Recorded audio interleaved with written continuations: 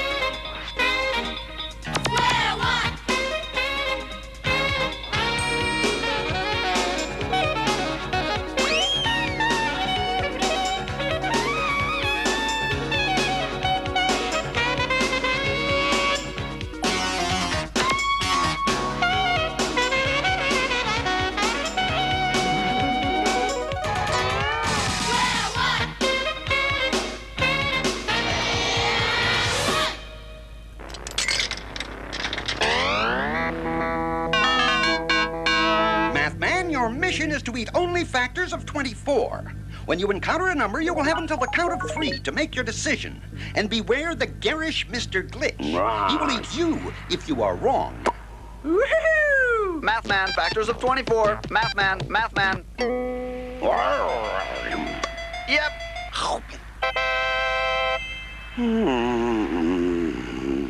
Mathman, Mathman, factors of 24. Mathman, Mathman, Mathman, Mathman, Mathman. Factor of 24.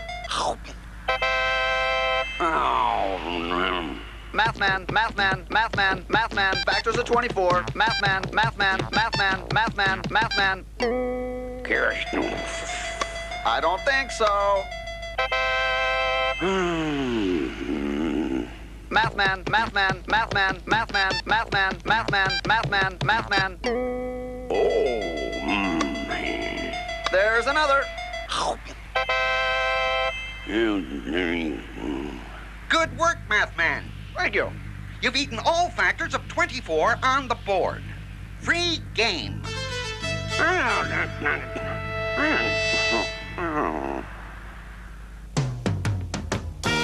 And now it's just about time for a game show for the brain. But who's multiplying? Starring our host, the one and only, the inimitable, the bigger-than-life person, and what a guy, Larry Cedar. Hi out there. Hello out there in multiplication land, and welcome to our show, But Who is Multiplying? So let's bring on our first two contestants. Come on up here. Let's meet you. Give them a big hand. Today we have playing for the blue side. Crystal Brown. Crystal, welcome to the show and good luck to you. Okay, and playing for the red side is? Suzanne Marcelino. Hello, Suzanne and Crystal. Have you guys been practicing your multiplication? Yes. 3 times 4. 12. We're on! All right, 2 times 4. 8. We're ready to go. Okay, let's turn around and see how the game is played. Now, this is the big board. The object of the game is to cover 3 squares in a row with your color on the big board, either across, up and down, or diagonally. Now, the numbers on the big board represent the product you get when you multiply 2 numbers from the factor board together. For example, if there's a ring on the 4 and a ring on the 5, what number can you cover on the big board? 20. 20, and there it is. All right. So, the player who goes first moves both rings to start. Now, he puts down the rings on 2 numbers, calls out the product. After that, the next player can only move the ring of his color, or her color. Now, what you've got is 15 seconds to make your move and call out the answer real loud. It's real important that you call out that answer. If you don't do it in 15 seconds, you're out of time and you will hear this sound. Right. Now, if you make a mistake, which means calling out the wrong answer, or calling out a product that has already been covered on the board, that means you made a mistake and you'll hear this sound. If you do that, that means you lose your turn and your opponent gets to move both rings. Now, the first player to win 2 rounds wins the game. Are you guys all set to go? Yes. All right, we'll have red start the game. Here you go. There's 2 rings. Thank you. I'm going to move over to the side here. And when I say begin, we will start. The board is clear and go. 18 for red. Oops, wrong one. Gotta get the blue. 8 blue. Cheer them on, folks. Give them a good hand. There we go.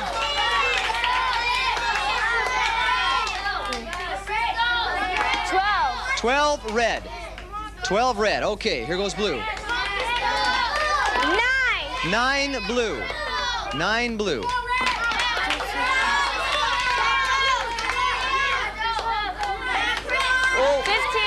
15 red. 15 red. Okay, here we go. Get close. Oh, blue's turn. Oh.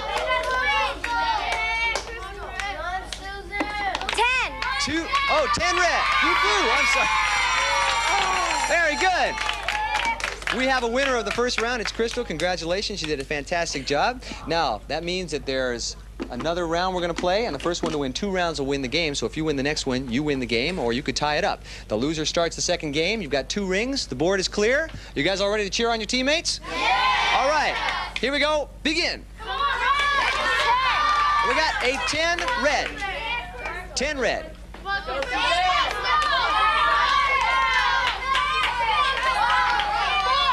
4 blue.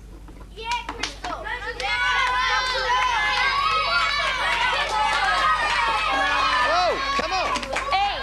8 red. Yeah. All right, here we go.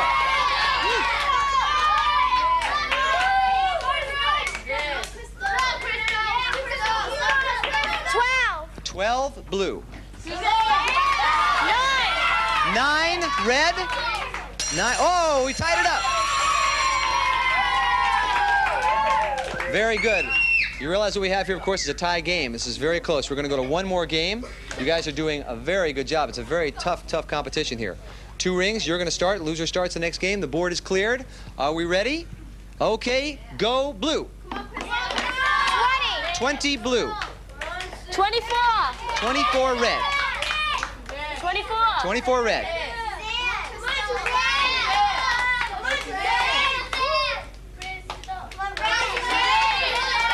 5 seconds. 12 blue. Whoa. It's all right. 12 blue. 14. Oh, hang on 1 second. We got 12 blue, and we got 14 red. 14. 14 red.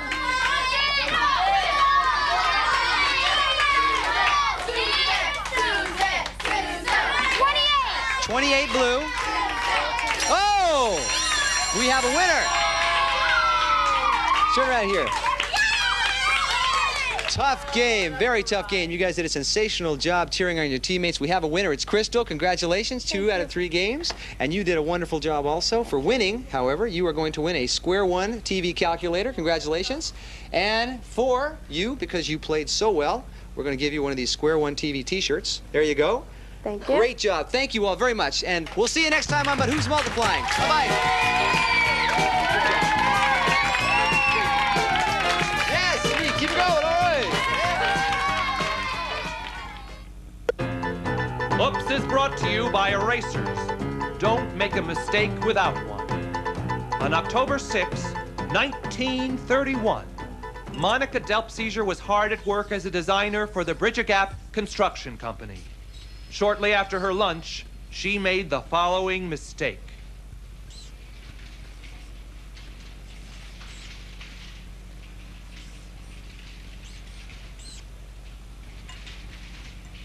Because of that tiny mistake, just look what happened.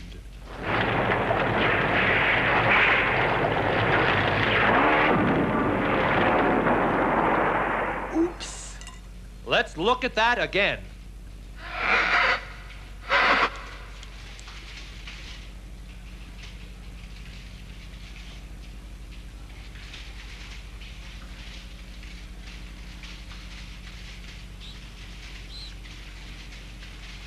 If I had done it right the first time, maybe this wouldn't have happened. Oops was brought to you by Erasers. Don't make a mistake without one. Warning. While watching the next bit on Square One TV, if you tie the laces of your right shoe to the laces of your left shoe, by the end of the show, you will have forgotten about it, and when you get up to go to the other room, you will fall down and squish your nose. So don't do it. That takes care of old business. Is there any new business? Yes, Howard. I'm having a birthday party. Yes, me. We're on the Jolly Good Fellow. We're on the Jolly Good Fellow. And it's at my house, and everybody in the company is invited. All 56 people.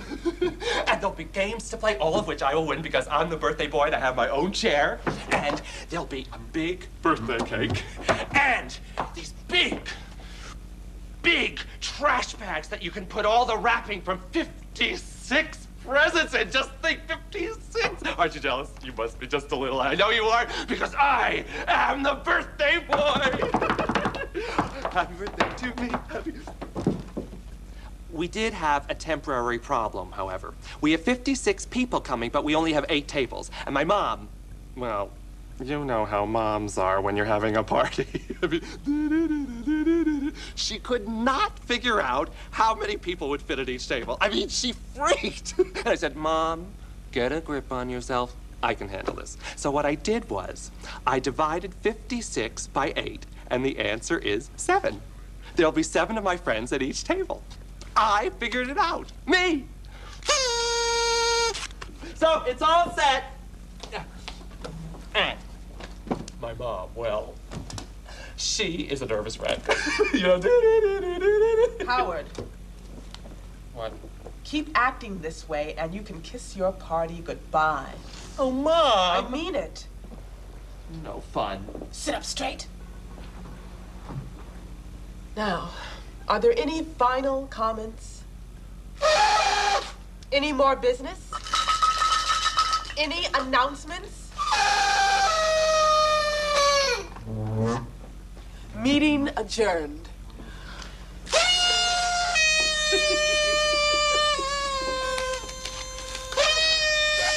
You've already seen this much of Square One TV. How much do you figure is left?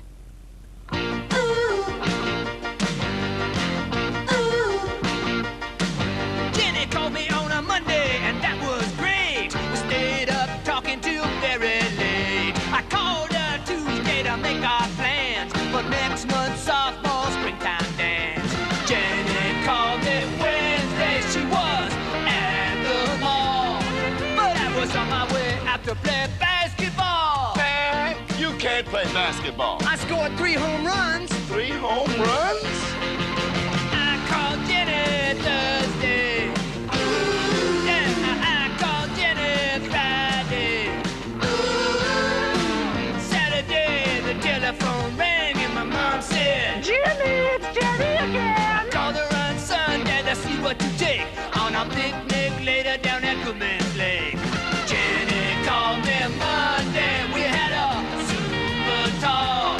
Then I went over to her house. We took the dog for a walk. Wait a minute, Jimmy. Jenny doesn't have a dog. No, but she's got a leash. I called Jenny Tuesday.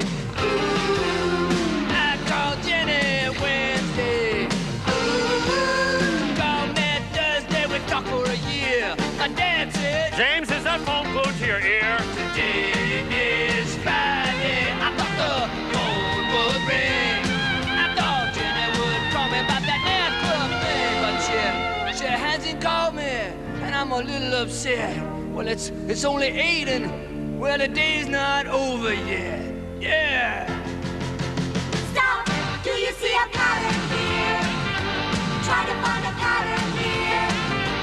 Look for a pattern, Jim. So it's your turn to call her according to the pattern. Just look at the pattern and I call her then. Hello, Jenny. Oh, baby, I was waiting for you to call. I guess it was my turn to call, huh? I didn't know about that pattern, you know. You know what's happening, baby. You want to come over sometime? We'll do some division or something? Come on, you guys. I'm talking to my girlfriend. Oh, baby, I love you. Hey, listen. What do you want to do tonight?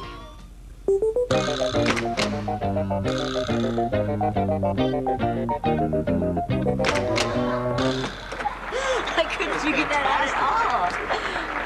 Well, here's something else for you to figure out. I have my magic Social Security number with me. And this is a very special number. My magic number is 142857. In fact, would you write this down, Larry? Sure. And remember this number, because it is a magical number. Okay. 142857. You have that? Now, here is a die.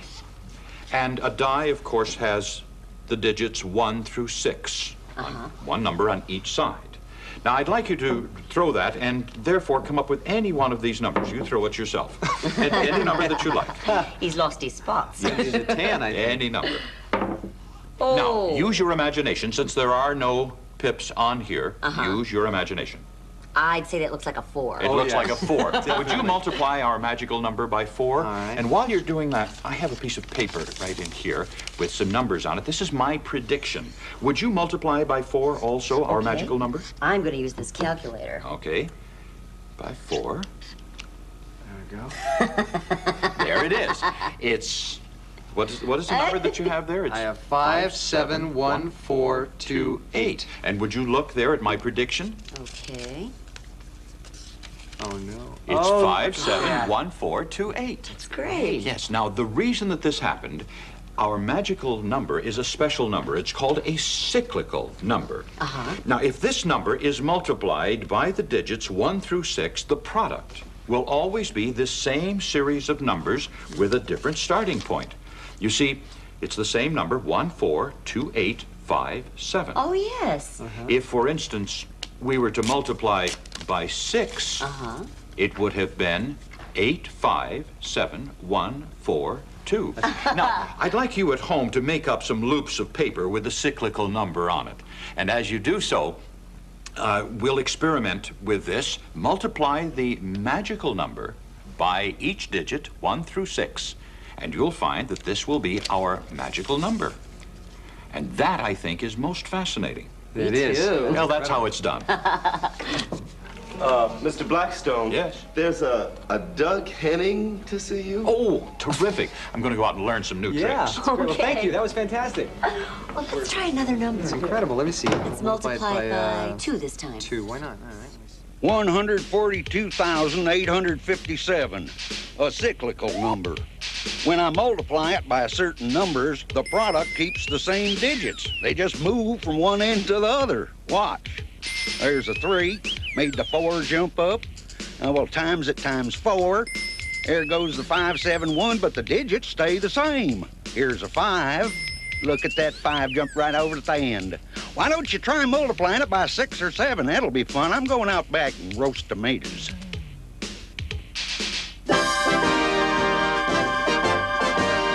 The story you are about to see is a fib, but it's short. The names are made up, but the problems are real. 9:43 a.m. We had been working on the problem of the passing parade and solved it. Steve Stringbean was going to be honored by the biggest parade the city of Burbank had ever had. That was before he was kidnapped.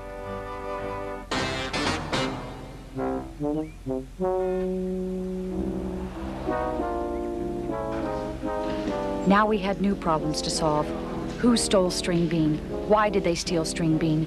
Where did they put Stringbean? My partner is George Franklin. The boss is Thad Green. My name is Monday. I'm a mathematician. We decided to look at a couple of scenes from yesterday's show to refresh our memories. Our eyewitness, Eddie Rimshot Harris, was directing us to the kidnapper's hideout through a unique method featuring an angle of incline from a celery tonic bottle as it related to the angle of a steep mountain road.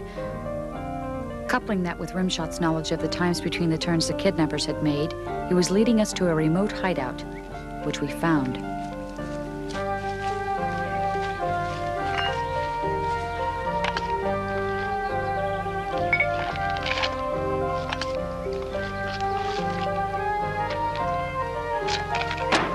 Mathematicians, freeze! They're gone. They're here, man.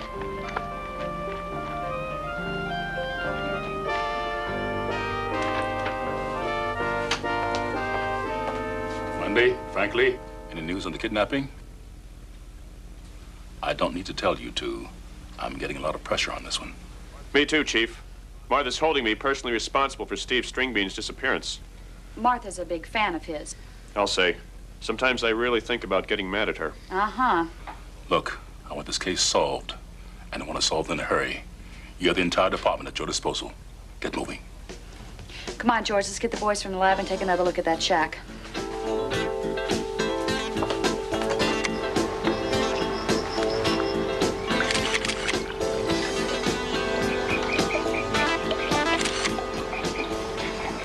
tire tracks are awfully narrow. Could be from a motorcycle. There are 2 sets of tracks, George. It could have been 2 motorcycles in close formation, Kate. You know, like airplanes. Uh-huh. Check inside again, George, and see if we missed anything. I'll check around out here. In problem solving, it is important to know everything you can about the problem to be solved. Kate, I may have something here. You do have something there, George. I mean, it may help solve the mystery. What is it? It's music paper. Music paper? You know, the paper people write music on. It even has a title, 75 Trombones. Boy, whoever wrote this came really close to a big hit. Let's take this information back to headquarters and go over all of it. Sam, Steve, when you're ready, let's roll. Can you read music, Remshot? Yeah, man. And this doesn't look like anything Steve would have written. Listen. 75 trombones is what you have. If you march down the field, you can blow them. I mean, come on, man. Steve doesn't, like, write marches. Bag it, man. It doesn't swing. You're right, Remshot. It's not string bean style. I kind of liked it, though, you know? I mean, it scans. I got the information back from the lab, George. On the tires? Uh-huh. They're 440, 450, 21s. What's that mean? I'll show you. It means the width of the tread is 4.4 to 4.5 inches. The 21 means the diameter of the wheel rim is 21 inches. Very strange. What's very strange? They haven't made many tires like that since the 1920s and 30s. They're for very old cars. They had cars in the 1920s and 30s? I thought they had horses. Those cars would be antiques by now. Exactly, and there aren't too many of them. Ask Debbie to run a computer check with the Antique Car Club and get a list of those cars in the greater Los Angeles area. Right. You know what's weird? Like about this kidnapping, man?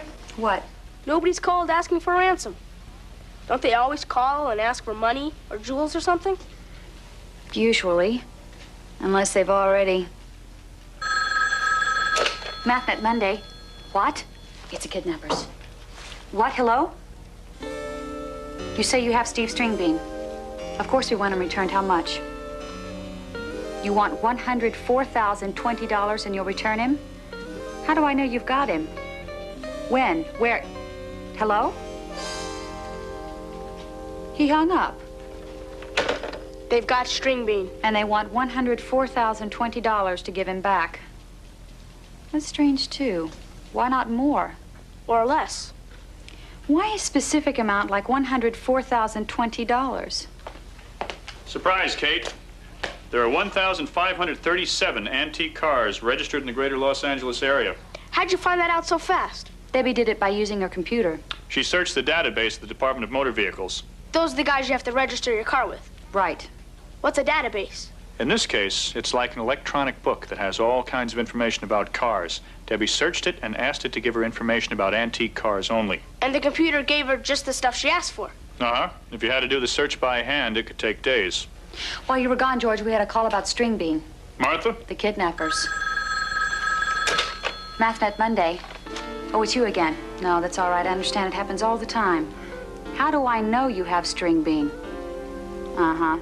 Put him on the phone. It's him again. Said he had to get more change. George, record this. Rimshot, get on the other phone.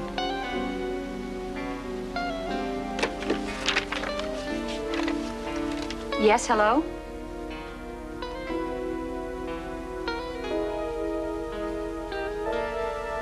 Is this really you, Steve? All right. Hello? Yes, where do you want the money delivered? You'll call back when and where? Uh-huh. What? You have a nice day, too. Well? That was Steve, all right. But why was he singing? Why was he singing off-key? I recorded it, Kate. Listen. Please do what these people say. Again.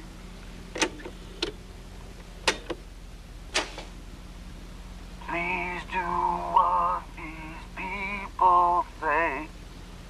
I think I like the march better than that. He's flat. That's not like him. Have you ever heard that before, Rimshot? Not really, but it does sound a little like Clump Avenue Stomp. Maybe he's trying to send us a message. Maybe. But he was singing flat, and he's got perfect pitch. Perfect pitch? Like Fernando Valenzuela? Not a baseball pitch, man. Like you name a note, any note, and Steve can hit it. He hears the pitch of every note perfectly. Maybe there's something in the lyrics of Clump Avenue Stomp that can give us a lead. Good idea, Kate. Do you remember the lyrics, Rimshot? I can never forget him, man.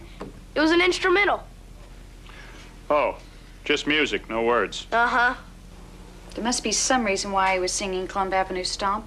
Maybe he was just trying to keep his chops up. You know, man, like he was practicing. What do you remember about the song, Rimshot? It's from an album called Easy Street Ain't All That Bad. Martha's got it. What else? I don't remember much about it, man.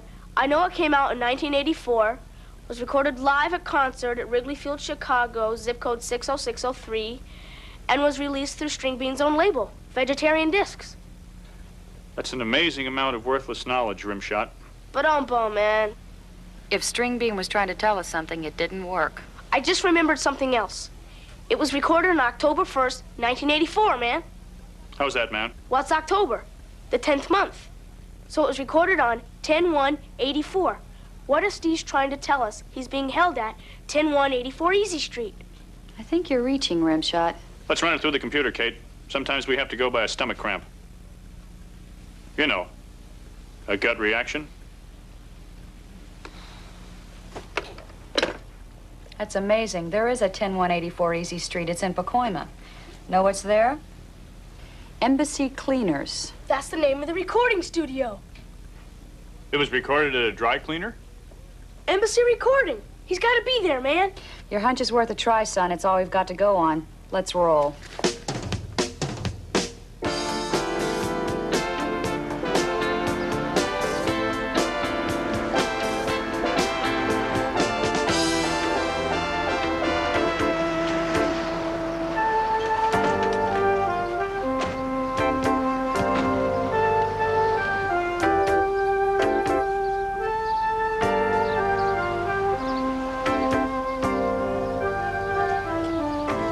Excuse me, sir. We're looking for an Embassy Cleaners. Uh-huh. Know where we might find it? It was right here. Burnt down 3 days ago.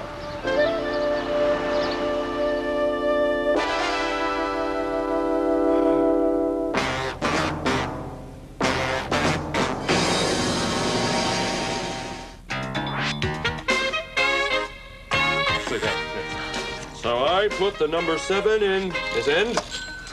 Fine, algorithm told me this machine. Great machine. And... Hi, hi, hi, hi, hi!